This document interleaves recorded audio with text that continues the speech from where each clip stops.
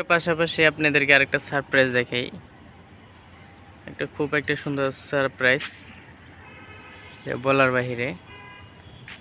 আমার একটা ঘুঘু ছিল খাঁচায়, সেই ঘুঘুটাকে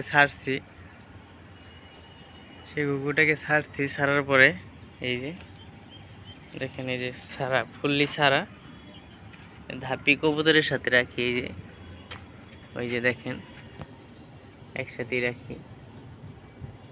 মাশাআল্লাহ, যায় না। সবাই এটার জন্য দোয়া করবেন যেন এই জায়গায় থাকে, আর আশা করা যে থাকবে।